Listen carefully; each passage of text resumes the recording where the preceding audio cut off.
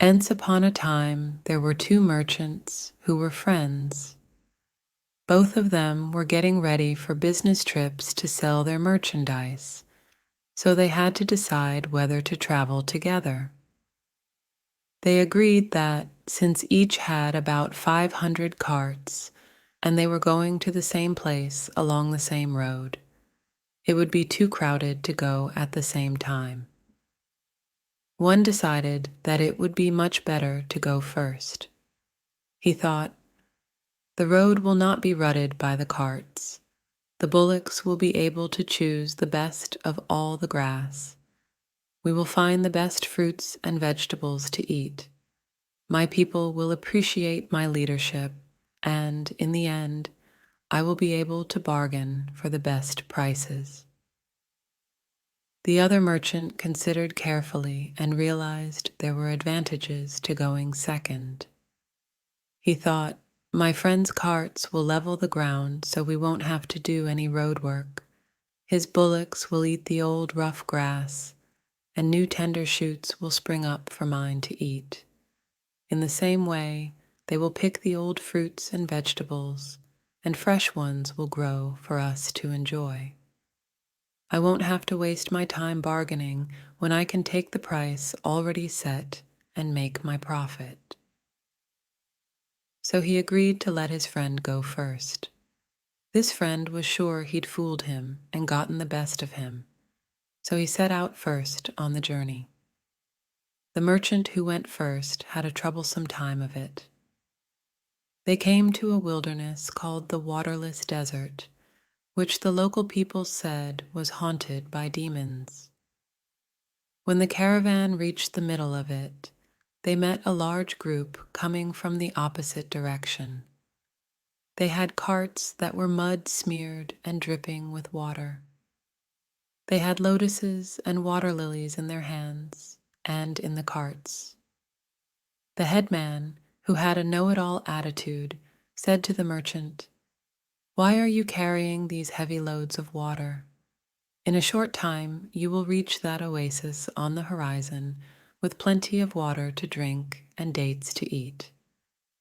Your bullocks are tired from pulling those heavy carts filled with extra water, so throw away the water and be kind to your overworked animals." Even though the local people had warned them, the merchant did not realize that these were not real people, but demons in disguise.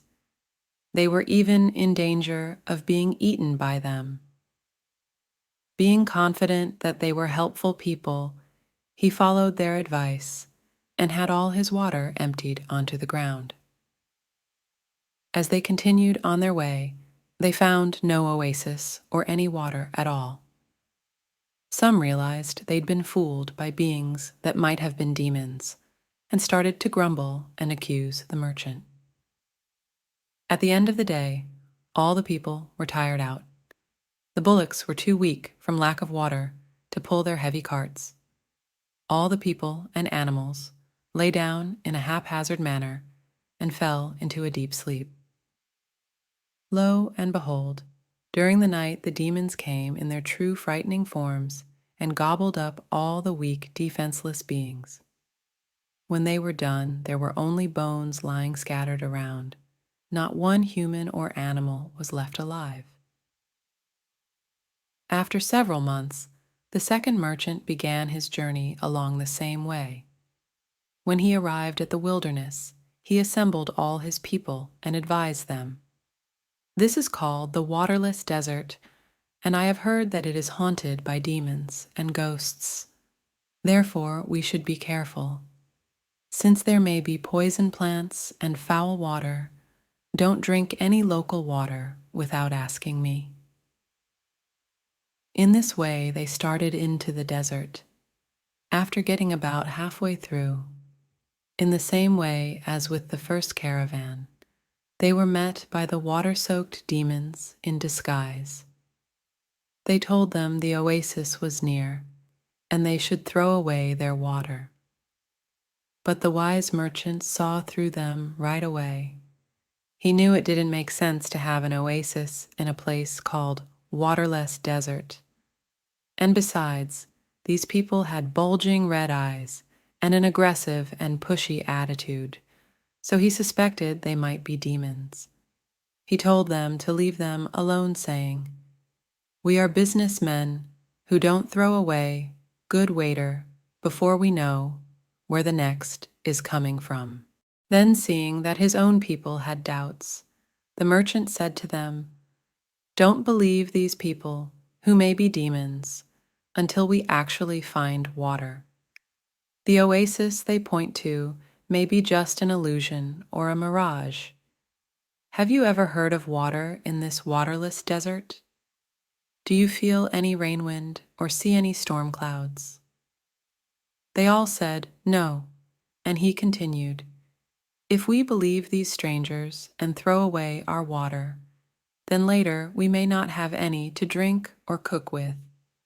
Then we will be weak and thirsty, and it would be easy for demons to come and rob us, or even eat us up.